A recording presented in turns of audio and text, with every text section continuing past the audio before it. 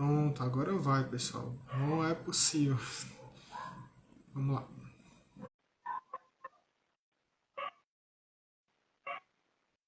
Boa noite, pessoal. Boa noite, Jânio.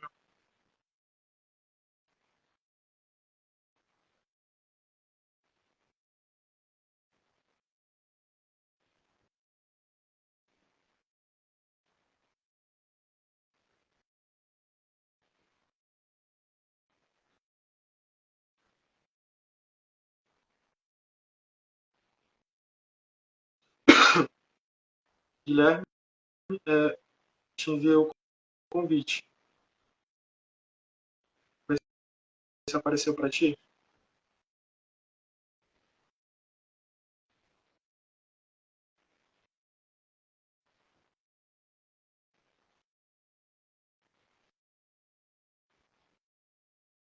Tá, eu vou enviar aqui novamente. Fica de olho para ver se vai chegar para ti. Peraí.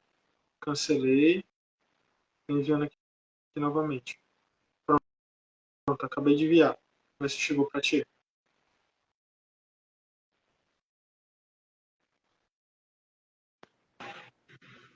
Pronto, Agora sim. agora Tá me sim. escutando, Guilherme? Agora eu tô. Pronto. Agora acho que eu tô Pessoal, podendo dar certo. pessoal que tá na live, só me avisa se vocês estão me vendo e estão vendo o Guilherme. Tu tá me vendo, Guilherme? Tô sim. Ó, eu vou botar aqui o fone, aí tu disse que tu tá me escutando. Certo, Consegue me escutar? consigo. Pronto, tá bom o volume? Tá excelente. Então, tu tá Pronto, me ótimo. vendo, é isso? Tô, tá tudo ok aqui. Pronto, eu não tô conseguindo te ver aqui, mas vamos pra frente. É isso aí, tu tá me vendo?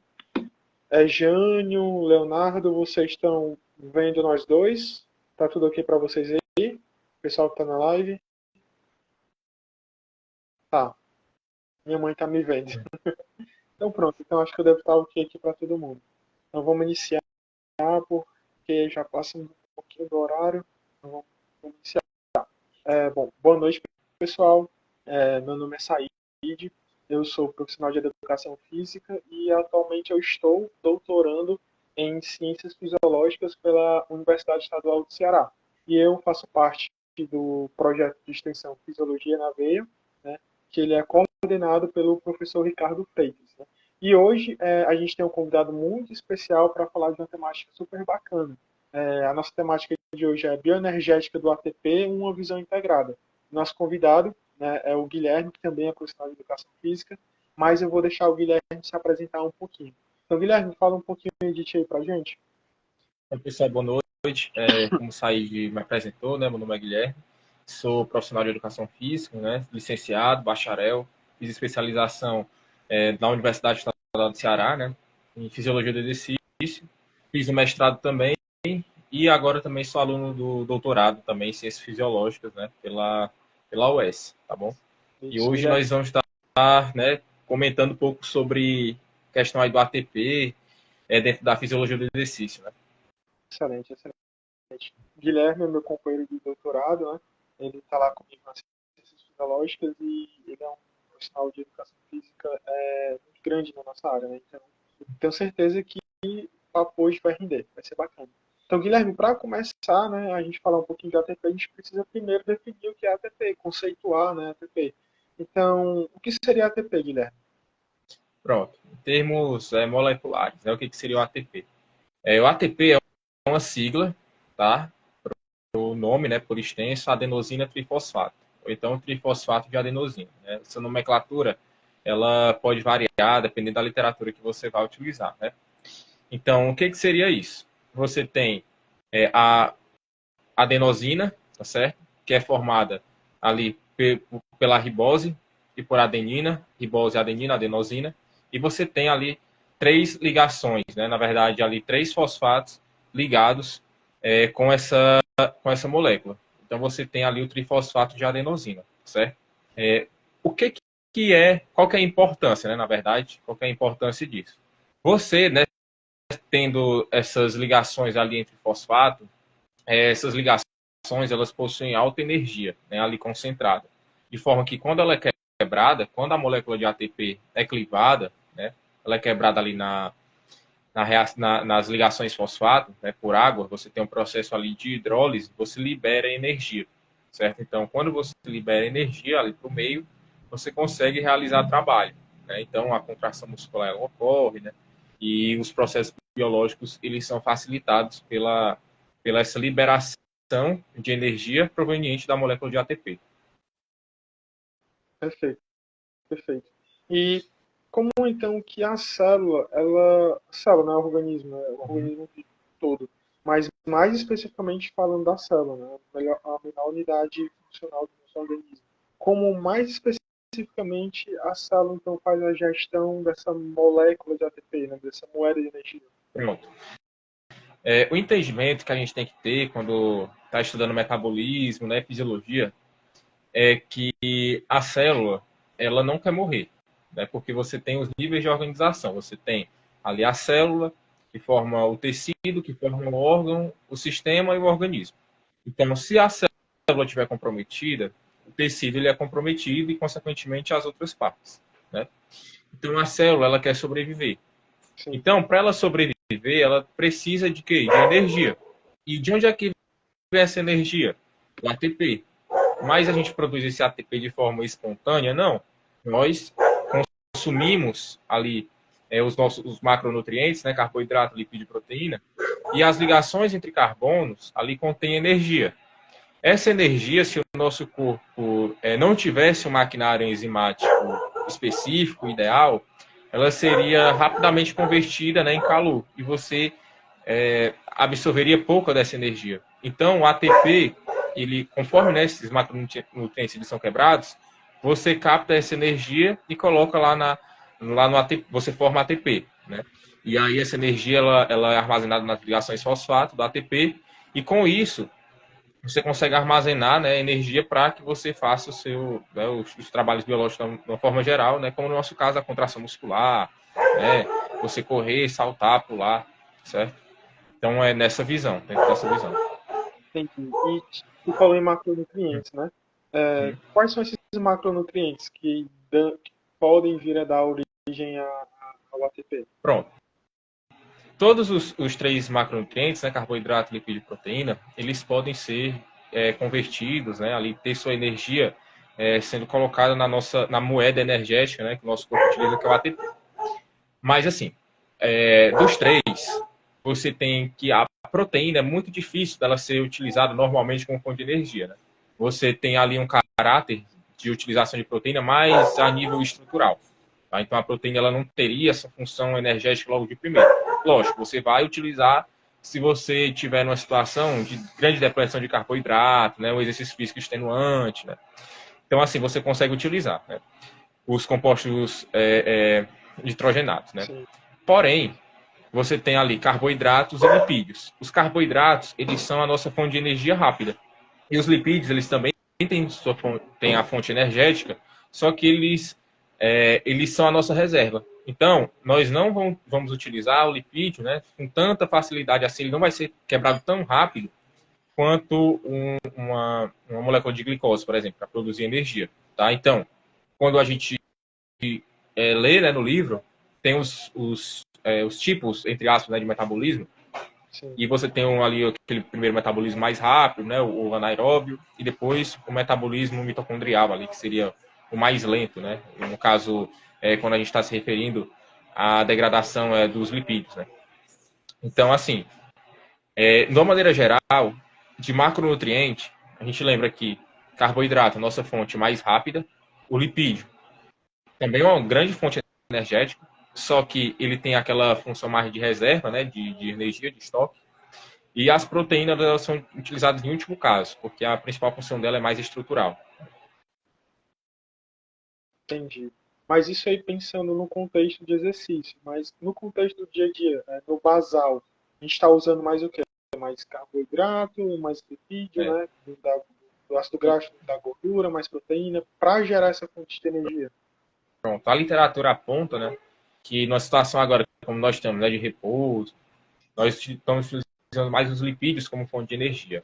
Já na situação onde eu preciso de luta ou fuga, né, onde eu preciso me movimentar rápido, eu necessito ali de uma energia de prontidão. Então, os carboidratos, eles conseguem ali ser, como eles conseguem ser quebrados de uma forma mais rápida, eles conseguem, a gente consegue extrair aquela energia dele, né, da oxidação dele, para colocar no ATP para a gente utilizar como fonte de energia.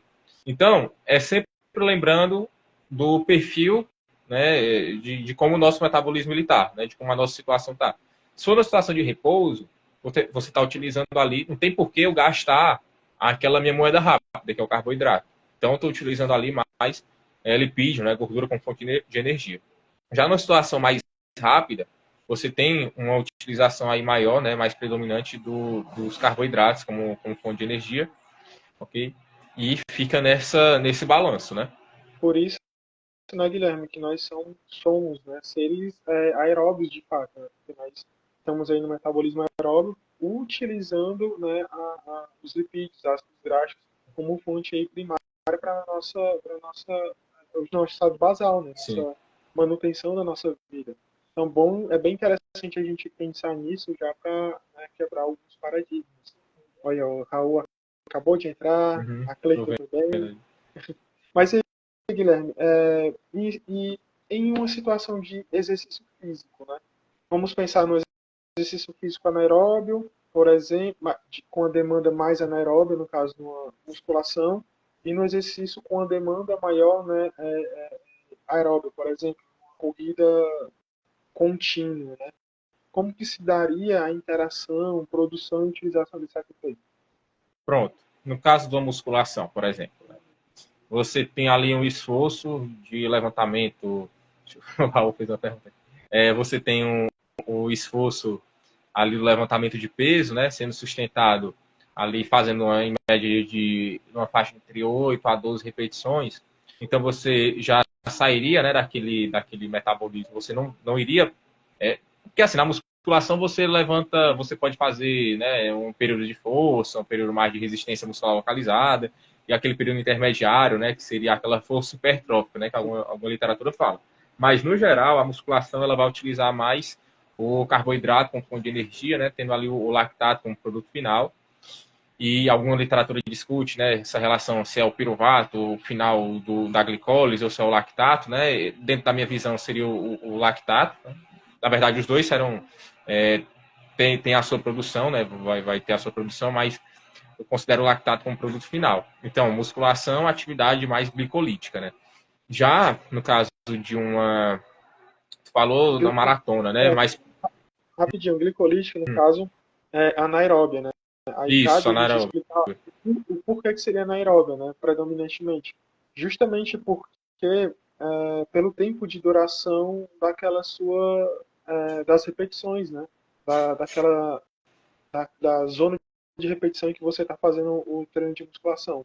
Por exemplo, se você faz 10 repetições com a cadência, né, ali de execução de 3 segundos de excêntrica, 2 segundos de concêntrica. Então, cada repetição vai ter mais ou menos ali 5 segundos. Se você somar essas 10 repetições, vai dar algo em torno de 50 segundos, não é isso? E aí a gente entende que essa faixa ainda está dentro ali, predominantemente, do metabolismo anaeróbio. Né? Então, por isso que o Guilherme, a gente está citando esse exemplo da musculação, no caso das execuções, né, das repetições, porque fica nessa faixa de tempo, porque a gente tem que o metabolismo anaeróbio, né, predominantemente de fato, ele vai atuar ali até no máximo 2 minutos, pessoas mais treinadas talvez 3, né? Então por isso que a gente está citando esse exemplo como fonte de produção e de gasto de energia de ATP no metabolismo anaeróbio, né? Só para deixar claro. Mas aí, Guilherme, continua. E também outro detalhe é que quando a gente fala dessa questão do metabolismo, é sempre pensando em predominância. Isso. Porque tem muita gente, principalmente na graduação e tal, e isso sempre é questão de prova, pessoal. Então, você pergunta, olha, na situação tal, por exemplo, no sprint, né, que a gente sabe que é um esforço, né, onde você demanda muito do teu sistema de energia anaeróbica. Aí, só o sistema, a exclusividade desse sistema é anaeróbio? Não. Você tem ali a participação de todos, mas em predominância o anaeróbio, né? Tem algumas pesquisas que relatam que aí essas pesquisas são em relação ao esforço, porque assim, a gente tem que entender também. essa questão de até onde vai o aeróbio, até onde vai o anaeróbio, as pesquisas que falam sobre isso, elas fazem os trabalhos em relação a esforço máximo, né? Geralmente utiliza a corrida ali, porque você consegue, dentro da corrida, eu consigo fazer uma corrida mais curta, só que mais explosiva, aí ela já tem uma predominância anaeróbia, ou então uma corrida mais de longa distância e com menor potência, onde eu já tenho predomínio aeróbio, tá certo? Toda corrida, ela vai ser de velocidade. Não, é até uma denominação que o pessoal às vezes confunde, que o Usain Bolt, por exemplo, é velocidade, o ultramaratonista não é. Não é isso. Todos são velocidade, né? Porque se um ultramaratonista ele correr, ele participar ali da prova, e se ele for caminhando, por exemplo, ele corre o risco de não ganhar, né? Os outros mais bem condicionados vai passar dele, né? Bem lá na frente. Então, todos são de velocidade. Agora, você vai treinar, né, o seu organismo para que ele se adapte àquele ritmo que você quer. Então, tem um trabalho até interessante que ele mostra, eu acho que foi do Gaetanos de 93, esse trabalho, foi da década de 90, que dentro de um esforço máximo ali de corrida, se não me engano, foi da transição dos 800 metros para 1500, em torno ali de 30 segundos você já teria uma predominância aeróbia ali, né? O metabolismo aeróbio ele já começaria a ser predominante. Ou seja, essa questão da predominância, ela também tem uns fatores individuais, né? Porque nós vimos ali média, mas tem sujeitos que vão ter uma predominância do metabolismo aeróbio ou anaeróbio a depender do seu condicionamento físico, tá certo? Porque ele pode, por exemplo, aí a gente já puxa para o limiar, ele pode ter um aumento ali, né? Um deslocamento, a gente pensa naquela imagem do limiar, né? Aquela setinha, limiar 1, limiar 2, aí o limiar 1 dele está aqui, o 2 está aqui. Aí ele pode afastar, né, ainda um pouco mais ali para a direita, né? Está espelhando aqui, mas imagine que fosse para a direita aqui. O indivíduo ele vai estar melhor, né? Ele vai estar mais bem condicionado, ele vai estar suportando mais aquela fadiga, né? Aqueles metabólicos, e aí com isso ele consegue aí ter a modificação em relação ao que ele vai utilizar como fonte de energia, né?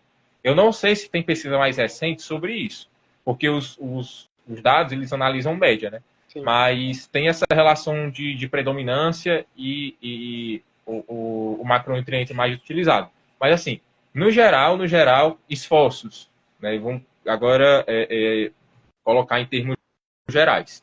Esforços curtos, de alta intensidade, né? E de uma duração menor, porque você não consegue sustentar uma intensidade alta durante muito tempo, você tem ali o predomínio anaeróbio. Se for uma atividade muito curta, de alguns segundos, você tem ali o predomínio da via ATP-CP, né, da fosfocreatina. Se ela durar ali um pouco mais, né, você já entra no metabolismo glicolítico, né? Só para ficar claro, né?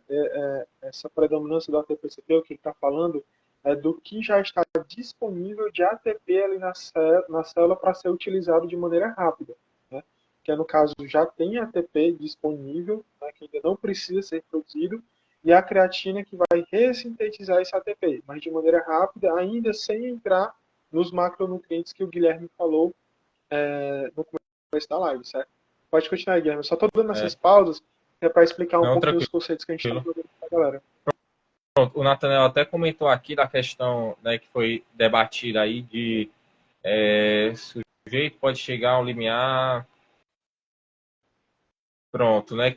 Que eu acho que tem um vídeo do YouTube rolando de que o ácido graxo ele só seria utilizado depois dos 20 minutos, né? É como a gente está falando aqui, em relação à predominância, sempre vai estar sendo utilizado carboidrato, lipídios e quase nada, né, ali de proteína. Você tem o turnover proteico, né? Mas quase nada além de proteína, né? E assim, o que a literatura aponta é que nessa faixa ali do Macardo, até ele fala isso, se eu não me engano, é no Macardo que eu vi, mais ou menos ali, algo em torno de 20 segundos, de 20 minutos, algo nesse sentido, você teria uma predominância ali, né, já maior do combustível ser os lipídios como fonte de energia, né, em detrimento dos carboidratos. mas pode variar, né? Tem gente que pode ter uma predominância dos lipídios um pouco mais antes desse período, ou um pouco mais afastado do que isso, né? Mas a literatura ela coloca em termos de predominância, não que você só vai servir a partir dos 20 minutos, não. Né? Mas você teria ali uma certa predominância. Aí tem que ver também nessa questão do aeróbio, né? Só extrapolando um pouquinho. Se você quer o aeróbio só para bater a meta calórica, né? É uma coisa. Se você quiser fazer o aeróbio para ter ganhos de condicionamento físico, né? Potência aeróbia, né? Que está ligado ao VO2, ou capacidade aeróbia, ligado a limiar, né? Então, assim, você vai ajustar o treinamento a depender do que você quer. Mais ou menos Isso. E por aí. só para ficar claro, pessoal, o que é anaeróbio, o que predominância anaeróbia, predominância aeróbia tem a ver com o ATP. Tem tudo a ver com o ATP, certo? Só para ficar claro por que a gente está falando disso. Porque em relação à bioenergética do ATP, quando a gente está falando de predominância anaeróbia, a gente está falando que está sendo produzido e utilizado o ATP oriundos dos carboidratos, certo? Da glicose, né? Do glicogênio, propriamente dito, certo? E quando a gente está falando do metabolismo, da predominância do metabolismo aeróbio, a gente está falando da bioenergética, da produção do ATP, só que oriundo de outro macronutriente, no caso dos lipídios, mais especificamente dos ácidos graxos. Então, por isso que a gente está falando esses conceitos de aeróbio e anaeróbio. E em relação, Guilherme, ao que o rapaz aqui falou, o Nathaniel, né, que ele falou que teve uma polêmicazinha, que os ácidos graxos só começam a ser utilizados após 20 minutos. Assim, não está errado, mas também não está certo, né, esse posicionamento. Por quê? E aí eu respondo, né, de maneira mais fisiológica, de acordo com a fisiologia do exercício. É o seguinte, Nathaniel, a partir do momento, né, que a gente começa a fazer de fato o exercício físico, começou a fazer, sei lá, uma corrida. Agora, nesse momento, o que a gente vai fazer? A gente vai estar usando os ácidos graxos livres, né, os que já estão prontos ali, disponíveis no nosso organismo, na nossa corrente sanguínea. Então, existe ácidos graxos livres justamente para isso, para quando houver uma necessidade de demanda dele, por exemplo, de algum exercício ou atividade que exige uma demanda do metabolismo aeróbio, esses ácidos graxos já estejam livres para entrar lá no nosso ciclo de Krebs, na mitocôndria, e gerar esse ATP, certo? Por que eu falei que essa informação está parcialmente correta, né, e parcialmente incompleta? Porque não é só isso. Porque eu acho, né, creio eu, que a pessoa talvez quisesse dizer que os ácidos graxos do tecido adiposo começariam a ser mobilizados ali por volta dos 20 minutos, que eles teriam uma maior quantidade de ácido graxo. Porque a gente tem que entender o seguinte, assim que a gente começa a fazer o movimento, né, utilizamos os ácidos graxos livres, que já estão disponíveis na nossa corrente sanguínea, ok? Só que os ácidos graxos, caso essa atividade se estenda por 20 minutos ou mais, esses ácidos graxos livres já estão ali disponíveis, eles vão acabar em algum momento. Então, para que o indivíduo continue a se exercitar a partir de 20 minutos ou mais, ele precisaria mobilizar mais ácidos graxos. Como que ele faria isso? Do tecido adiposo. E aí entraria o nosso sistema nervoso autônomo, sistema nervoso simpático, que a partir do momento que a gente começa a se exercitar, ele já começa a mobilizar esses ácidos graxos do tecido adiposo, só que a gente só vai perceber uma maior predominância desses ácidos graxos oriundos do tecido adiposo pela ação do sistema nervoso simpático, mais ou menos ali por volta dos 20 minutos, a depender da intensidade, e se esse exercício vai continuar após os 20 minutos. Então é interessante nós termos isso em mente, certo? E para que esses ácidos graxos livres vão ser utilizados? Por que o tecido adiposo vai mobilizar eles? Para produzir ATP. Então é mais ou menos isso que eu queria chamar a atenção, certo? Tipo, não, a informação não está errada completamente, mas também não está totalmente completa. Não é isso, Guilherme? Exatamente. Que é como eu falei, né? A questão da predominância, né? Você está ali utilizando, né? Mas em termos de predominância, nessa situação ali dos 20 minutos, você tem até, é como se você atingisse, né, um certo steady state, né, e o organismo, ele meio que, olha, daqui, como eu estou numa velocidade ali contínua, pensando, né, nesse aeróbio de forma contínua, então, olha, daqui eu não vou me agitar mais, eu não vou correr, não vou ultrapassar essa velocidade, nem vou diminuir. Então, eu vou manter aquilo ali. Então, a partir disso, né, você tem alguns dados na literatura, né, que a partir dos 20 minutos, você tem uma predominância da utilização dos lipídios, em detrimento, Do, né, dos carboidratos. do tecido adiposo que começou a ser mobilizado Uhum. há 20 minutos atrás, Sim. certo? Óbvio que ele já estava usando os ácidos graxos livres que já estavam disponíveis para a manutenção da produção desse ATP. O que eu estou querendo dizer é que o tecido adiposo, né, o sistema nervoso Uhum. simpático utiliza esse tecido adiposo como fonte de ácidos graxos livres, numa predominância ali começa a mobilizar a partir mais ou menos dos 20 minutos. Então é mais Uhum. ou menos isso, para ficar claro. Tem até um livro do... Tem um livro, ele é até um pouco antigo, né? Não considero tão antigo assim, mas é um livro de, se eu não me engano, ele é de 2004, o do Denadai, que ele fala sobre o treinamento aeróbio, né? Só que a literatura dele é voltada para performance, né? Você não encontra muita coisa relacionada a... Porque quando a gente fala de só bater a meta de gasto calórico, está muito ligado ao fitness, né? A você fazer a mudança de composição corporal. E na literatura dele é mais voltada ao condicionamento, né? O treinamento aeróbio mesmo, de fato. Porque quando você leva o treinamento aeróbio somente pela questão do gasto energético, é como se você fosse fazer musculação somente pelo gasto energético, né? Você meio que deixa de lado, desvaloriza, né, aquele treinamento. E a recomendação dele, né, em termos gerais, é ali a partir dos 25 minutos, né? O ideal seria o indivíduo ali, não atleta, né, chegando ali a mais ou menos 30, 40 minutos de exercício, o que já engloba tanto melhora da utilização de ácido graxo como fonte de energia e da questão de adaptação a nível cardiovascular, né, cardiopulmonar, de uma maneira geral. Né? Quando a gente fala de cardio, o pulmão em si, né, não vai ter tanta alteração assim, mas quando a gente fala de a parte pulmonar, do cardiopulmonar, seria os mecanismos de tamponamento. Isso. Né? Então, você teria tanto trabalho aprimorado, né, a nível de débito cardíaco, né, do sistema cardiovascular, tanto a nível ali tecidual quanto a nível de sistema nervoso, né, sistema nervoso autônomo, predomínio mais parasimpático, né, ao longo do tempo. Você não tem no repouso, você não teria uma frequência cardíaca maior, né, o coração ele bombearia uma maior quantidade de sangue com uma menor solicitação ali do sistema simpático, né? E em termos de tamponamento, né, você teria um mecanismo tamponante melhor, né, e com isso você teria uma maior performance. Né? A performance está ligada à sua resistência à fadiga. Né? A fadiga está ligada tanto a fatores psicossociais, né, mas também está ligada a fatores bioquímicos, né, que estão correlacionados, então, em certa medida. Né?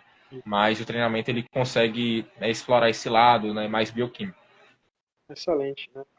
Então, assim, acho que já ficou bem claro o porquê da importância de entender a bioenergética do ATP, e mais especificamente entender da fisiologia do exercício, né?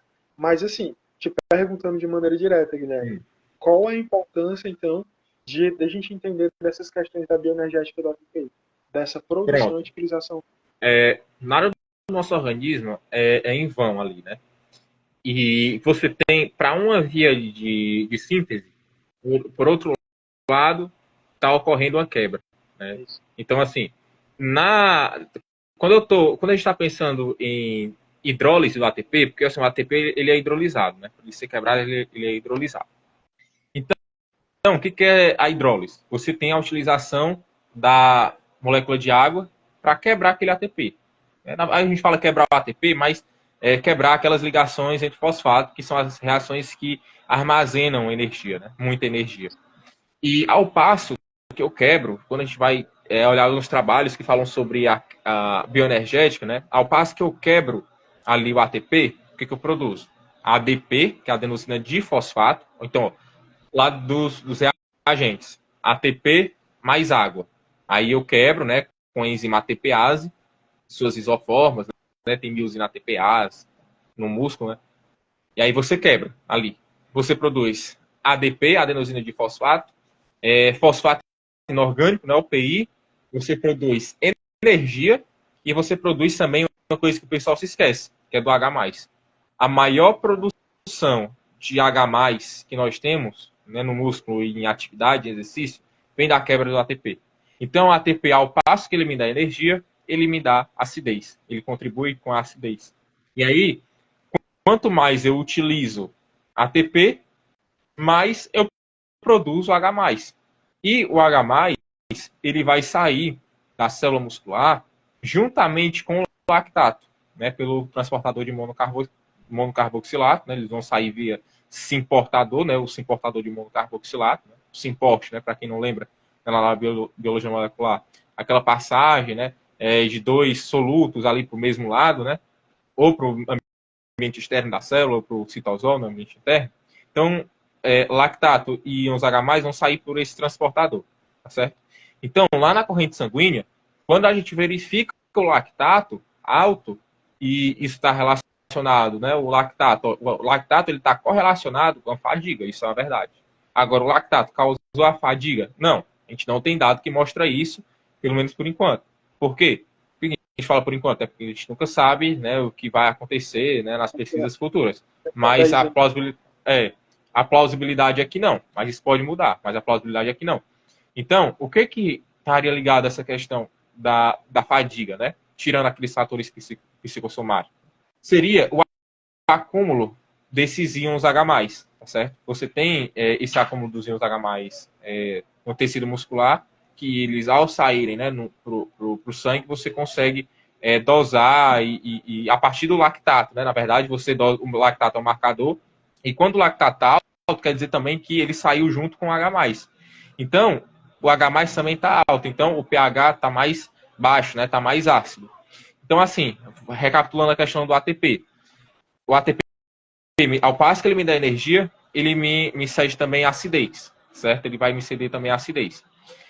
Outra coisa também, a quebra do ATP, ela não vai necessitar do oxigênio, certo? Ela não vai necessitar do oxigênio. Então, eu consigo produzir ATP, eu consigo quebrar ATP tanto em vias aeróbias quanto em vias anaeróbias.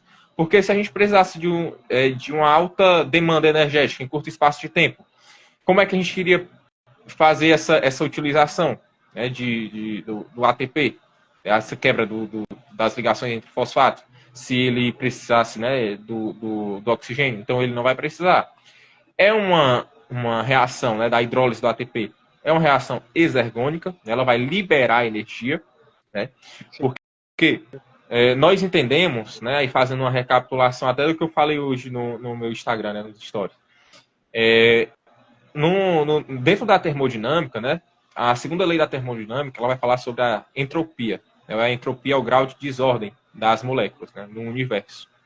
Então, se você tiver um frasco com perfume, por exemplo, ele dentro do frasco, o perfume, o líquido, ele está ali concentrado. Quando você solta, né, quando você borrifa, as partículas elas tendem à desordem, né? Então elas vão se espalhar, elas vão se chocar, né, via movimento browniano ali no grau de agitação das moléculas, né, que isso é intrínseco às moléculas. Então você tem essa questão aí da entropia, tá certo? Quando eu quero reorganizar, eu utilizo a energia do meio, tá certo? Então eu utilizo a energia do meio quando eu quero a ordem. Então, quando eu quero formar coisas, geralmente eu utilizo, por exemplo, da glicose para o glicogênio, eu utilizo energia. Eu utilizo energia, é uma reação endergônica, eu consumo energia do meio. Eu consumo ali o ATP, certo? Vai ter uma molécula de UTP, né? Mas é a energia ali que está presente no meio. Quando eu quebro a minha glicólise, né, eu oxido a glicólise, né, o nome da reação seria de oxidação, a gente fala quebra porque é mais corriqueiro, mas você tem a oxidação ali da molécula e você libera energia, ou seja, quando eu quero formar coisas, eu consumo energia do meio, porque eu estou indo contra a natureza, contra a desordem. Quando eu quero organizar as coisas, eu consumo ali energia do meio. Então, o ATP, a nossa moeda energética, ele vai ser muito importante quando eu quero justamente organizar as coisas, né? Construir as coisas. E outro fato também, eu já falei das reações, né? O ATP, ele está dentro da célula, né? Da célula muscular. Ele está dentro de uma faixa ali de mais ou menos 2,4 milimols, né? Você tem ali de ATP, né? Concentrado ali, ou seja, muito baixo. Se é muito baixo e eu preciso do ATP, porque é a minha reserva energética, o que eu vou fazer? Eu vou ressintetizar. Então, por que existe os metabolismos, né? Metabolismo anaeróbio, metabolismo aeróbio? Para ressintetizar o ATP, certo? As características, né, de cada um vai ser a forma, o tempo, né? O que vai utilizar ali, mas onde vai ocorrer, se é no citosol, se não é. Mas os metabolismos existem para que eu possa ressintetizar o ATP. É para isso. Perfeito, sabe?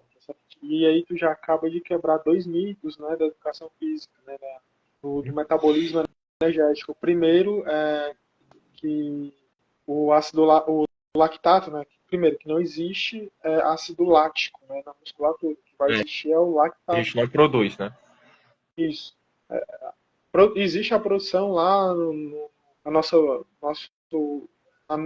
pela nossa microbiota intestinal, né, pelas bactérias. Mas no músculo, não. No músculo nós não temos, de fato, ácido lático. O que nós temos lá é o lactato.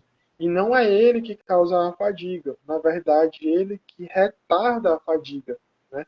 Ele está ali como um tampão. Ele está ali tanto para auxiliar o processo de ressíntese de ATP, como também para gerar um tampão, porque ele que retira da célula, né, ali da célula muscular, o hidrogênio, né, os prótons de hidrogênio que estão sendo produzidos pelo próprio ATP. E aí, como o Guilherme mesmo falou, o ATP ele tanto libera energia para que a gente continue em movimento, quanto também por um outro lado ele limita, né, esse movimento, porque essa quebra de energia gera prótons de hidrogênio, né? E aí isso sim levaria o indivíduo à fadiga. E só para ficar claro, né, eu tinha falado que nós não precisamos de oxigênio para essa predominância do metabolismo anaeróbico, certo? De fato, nós não precisamos para o metabolismo anaeróbio, para a predominância do metabolismo anaeróbio. Porém, nós precisamos de água, né? Para o quê? Para a quebra do ATP, porque para que haja a quebra do ATP, é necessário realizar a hidrólise desse ATP. E a hidrólise ocorre por meio de uma molécula de água, né? Então aí entra a importância, né, só Sim, para sim. fazer o adendo de tome água, né, Guilherme? Uhum. Beba água, porque todas as reações do nosso organismo ocorrem, né, em meio aquoso, principalmente a energia que é liberada pela quebra, pela hidrólise do ATP. E aí, Guilherme, eu acho que é isso, né? Acho que a gente já falou é, pontos bem interessantes, quebrou alguns paradigmas, alguns mitos. E aí, tu quer falar mais alguma coisinha? Então, só para integrar ainda mais a informação, ó, nós temos de tipos de nutrientes, né? Macronutrientes, os micro Sim. e a água, né? Então, essa é a divisão que geralmente a gente aprende, né, lá no ensino médio, na biologia. Então, macronutrientes, carboidrato, lipídio e proteína. Micronutrientes, vitaminas, sais minerais. E a água, né, o outro composto. Então, você tem três ali, as divisões ali dos nutrientes, de uma forma geral, né? Macro, micro e água. Eu costumo dizer que os macronutrientes, por que a gente utiliza a energia proveniente deles? Porque nas ligações entre carbonos, né, ao ser quebrado, você libera energia, Isso. certo? Os micro, vitaminas e sais minerais, não têm energia.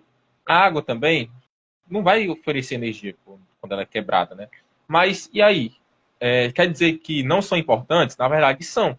Porque para que eu possa quebrar, né, oxidar ali o macronutriente, os macronutrientes, eu preciso de todo um maquinário enzimático funcionando da sua forma plena.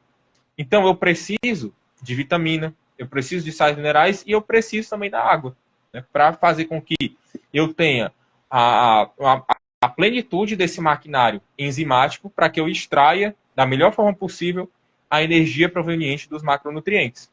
E essa energia proveniente dos macronutrientes que nós ingerimos, né, por meio da alimentação, ela está armazenada, ou seja, é uma energia potencial química. essa energia potencial química das ligações entre carbono e os macronutrientes, ela é convertida, né, na oxidação deles, ela é convertida, ela não é perdida, ela vai ser convertida para o ATP. Também vai armazenar ali, né, energia potencial química dentro ali da molécula de ATP. Lógico, em todo o processo de conversão de energia, você dissipa uma parte dela em forma de calor. Claro, isso é óbvio. Mas o nosso organismo, ele se rearranja, na verdade, ele tem aquele maquinário enzimático feito de tal forma que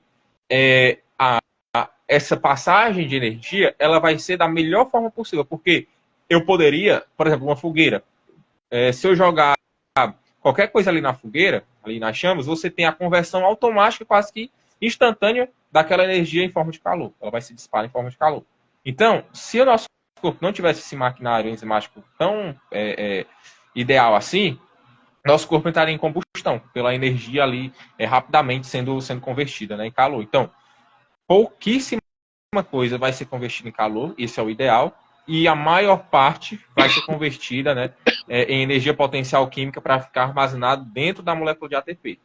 E aí, quando é que eu utilizo, Guilherme? Quando eu precisar, quando o meu organismo vê que eu preciso, né, dessa maior quantidade de ATP, ele vai quebrar, ele vai hidrolisar essas ligações entre fosfato da molécula de ATP para transferir aquela energia da molécula de ATP, né, no caso de uma contração muscular, para que eu consiga fazer a contração muscular, né, para que haja a interação ali das pontes cruzadas e que eu consiga movimentar, né, a minha musculatura, para que eu consiga movimentar aquela carga, né, aquele peso, tá? Lembrando também, pessoal, que em contração isométrica eu também tenho um gasto de ATP, tá certo? Porque, embora você não tenha ali a mudança articular, né, de ângulo, mas para fazer esse entrave, né, das cabeças ali, das pontes cruzadas, você precisa ali do ATP. Então, você vai gastar ATP, porque às vezes o pessoal também confunde. Não tem movimentação, não vai gastar ATP, mas vai. Outra coisa também... Só te cortando, Guilherme, é justamente isso que explica o porquê que no começo lá da nossa live eu falei que somos seres aeróbios. Né? Uhum. E para manter a nossa postura, sentado ou em pé, tá tendo essa contração, tá sendo utilizado ATP para manter essas musculaturas em isometria, numa postura em pé, por exemplo, né, atuando ali para estabilizar o nosso corpo. Não precisa de ATP, então como precisa de ATP, são oriundos dos ácidos graxos, né, livres que já estão ali, para manter a nossa postura ao longo do dia. Né? Então, ao longo do dia, nós gastamos ATP justamente para manter esse padrão postural por essa premissa que o Guilherme acabou de mencionar. Isso. E pronto, acho que foi isso que eu lembro agora de ATP. Quando eu te cortei. Pois é, não, era mais para finalizar essa questão do exercício, né, da utilização do ATP.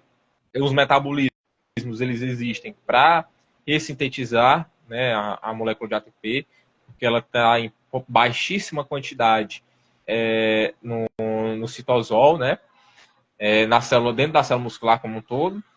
Você tem a mitocôndria ali como uma organela que vai produzir a maior quantidade, né, de ATP, porque ela tem um maquinário enzimático para isso, né? Então, e ao passo que eu produzo ATP, eu também dou acidose, né, para minha célula, tá? Então, assim, o ATP, ao passo que ele me dá energia, né? Fiquem com isso gravado, ao passo que ele me dá energia, ele me oferece também essa acidose, tá certo? E aí o meu mecanismo tamponante vai tamponar, né, esses níveis altos aí de acidez para que eu consiga ficar mais adaptado, né, àquele exercício, para que num próximo estresse fisiológico, né, igual ali ou um pouco superior àquele exercício, eu consiga me manter ali dentro de um certo tempo, né, dentro daquele esforço ali, certo? Então, você aumentar a acidose e o organismo perceber isso e se adaptar é uma maneira protetiva, né, e adaptativa dele de interagir com o meio. Excelente. Excelente. Boa observação, Guilherme. E também, né, só fazendo uma adendo na tua fala, resgatando um pouco o que a gente falou, então para que a gente consiga ter uma boa energética, bioenergética do ATP, né, tanto para a sua produção quanto uso, não é só ingerir os macronutrientes, né? Também ficou bastante claro a importância da água, a importância dos micronutrientes, né? Dos sais minerais, das vitaminas, porque tudo isso vai gerar esse ambiente ótimo para que a bioenergética da TPA aconteça, né? Para que a geração de energia seja produzida e utilizada. E aí, Guilherme, só para fechar, eu só queria colocar aqui umas perguntas que o pessoal fez, que eu já vi que tem aqui, para a gente finalizar a nossa live. Ó. Vou botar aqui, ó. O Jânio ele perguntou como as adaptações ao treinamento de resistência afetam a produção e utilização de ATP. Não, o treinamento de resistência, ele deve estar falando o treinamento mais aeróbio, né? Treinamento mais endurance. Bom, com o treinamento, você tem toda uma adaptação enzimática, né, para que você tenha uma maior produção ali de enzimas que façam essa utilização dos macronutrientes de uma melhor forma. Por exemplo, se eu estou treinando resistência, esporte de resistência, o que o meu organismo ele quer? Ele quer se adaptar àquilo ali. Para ele se adaptar, ou seja, para que quando eu fizer uma próxima prova, participar pelo estresse igual ou um pouco ali superior, ele já saiba lidar mais ou menos ok com a situação. Então ele vai se adaptar em vários níveis. A nível tecidual, né, anatômico, digamos assim, você tem ali, por exemplo, no caso do treinamento de hipertrofia ou do treinamento de musculação, a hipertrofia muscular, que é uma adaptação. E no caso do treinamento de endurance, o que você tem? Com o passar do tempo, não é assim, treinei uma semana, já vou me adaptar. Não, você tem que dar o período necessário para que isso aconteça. Você tem aumento da quantidade de mitocôndrias e você também vai ter um aumento do tamanho delas. Então, dentro disso, eu consigo ter uma maior capacidade de produção de ATP para uma mesma quantidade de macronutrientes que eu consumir. Então, o meu organismo ele vai ser mais eficiente em termos de metabolismo. As enzimas provenientes ali, das enzimas que participam da oxidação de ácido graxo, elas terão seus níveis aumentados, porque isso é uma adaptação específica. Se eu fizer um trabalho mais glicolítico, digamos assim, eu tenho uma maior produção de enzimas que estão relacionadas à glicólise e assim por diante. Então, em termos gerais, respondendo à tua pergunta, quando eu treino e eu tenho essa adaptação, a adaptação ao treinamento ela envolve principalmente alterações bioquímicas, alterações enzimáticas. Ou seja, eu consigo oxidar aquele macronutriente e extrair melhor a energia do que antes, quando comparado ao estado anterior, o estado pré-exercício, certo? Então, é nesse sentido que nós pensamos em adaptação, em ajuste ao treinamento. Perfeito, perfeito. Bom, então acho que é isso, né? Para não tomar tanto mais do teu tempo, a gente já está com quase 40 minutos de live, mas é isso. Então, obrigado, Guilherme, por ter aceitado o convite, por ter trago essas informações aí para nós. Eu agradeço o convite aí. Não, e principalmente porque essas informações para o pessoal que está assistindo aí, que ainda está na graduação, quebrou muitos mitos, né, que ainda são propagados aí hoje ainda, né, nas redes sociais, em cursos, enfim, dessa questão da utilização do ATP. Então, com certeza, a live foi bastante produtiva, bastante informativa também, enriquecedora. E vou te chamar mais vezes para próximas lives, Guilherme. Pronto, pode chamar. Pois tá, ok. Quer finalizar com alguma coisa? Não, só um recado geral, pessoal. Peguem quem quiser se aprofundar nisso, né? Vejam, tem um livro interessante que é o livro Bioquímica Ilustrada. Esse livro, ele é muito bom porque ele é uma porta de entrada para você ir para o livro de fisiologia, o McArdle, por exemplo. Eu não recomendo a leitura direta do McArdle, né, como primeira literatura, porque é uma literatura muito densa, né? Ele e o Fleck-Kramer, pelo menos o Fundamento de Treinamento de Força, né, é uma leitura um pouco mais densa. Então, o que eu falo com densidade? É muita informação, muito termo técnico num texto curto. Então, ele não vai revisar muita coisa, não. Entendeu? Ele já vai partir do pressuposto que você, olha, falou de exercício, você está sabendo de questões básicas. Então, primeiro livro, Bioquímica Ilustrada. Segundo livro, o do Fundamentos de Biologia Molecular e Celular, do Alberts. Porque na última edição, que é a quarta, se eu não me engano é o capítulo 14, ele vai falar de bioenergética. Aí ele vai falar de uma maneira extremamente didática, sobre as leis da termodinâmica. Vai falar sobre a conservação, né, conservação de energia ali no meio do universo, imaginando um ambiente fechado, ou seja, nada entra e nada sai, então a energia ela vai ser convertida, né? Você não vai gerar energia, ela já está presente ali no meio, vai ser convertida. Segunda lei da entropia, da termodinâmica, da entropia, ele vai falar sobre a questão, né, da quebra dos macronutrientes. Um detalhe, a gente fala assim, metabolismo anaeróbio e oxidativo. Mas a gente não lembra, né, não para pensar que tudo é oxidativo. No citosol é oxidação. Na mitocôndria também é oxidação. Tá? Então eu gosto de separar metabolismo citosólico e mitocondrial. Certo? Então esses dois são muito bacanas. Mais uma informação aí de qualidade. Muito bacana esses dois. E deixa eu ver outro também básico. Silverton. O Silverton, ele consegue integrar tanto a fisiologia quanto essa parte mais da bioquímica inicial. Ele, lógico, não vai pesar a mão na bioquímica, né? Mas essa bioquímica inicial é bem bacana, tá?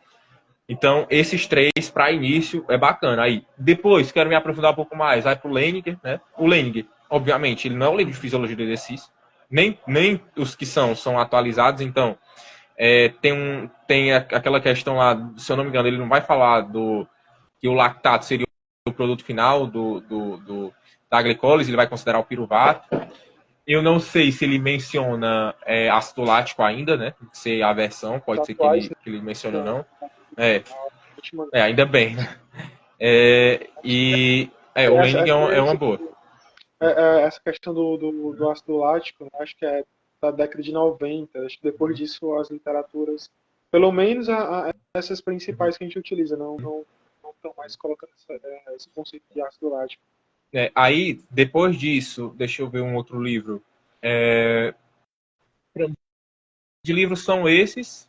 Tem o do Malgan e Gleason também, que eu acho que é Bioquímica do Treinamento do Exercício. É um livro antigo, de 2000, se eu não me engano, mas é um livro muito bom, porque ele fala das adaptações e tal.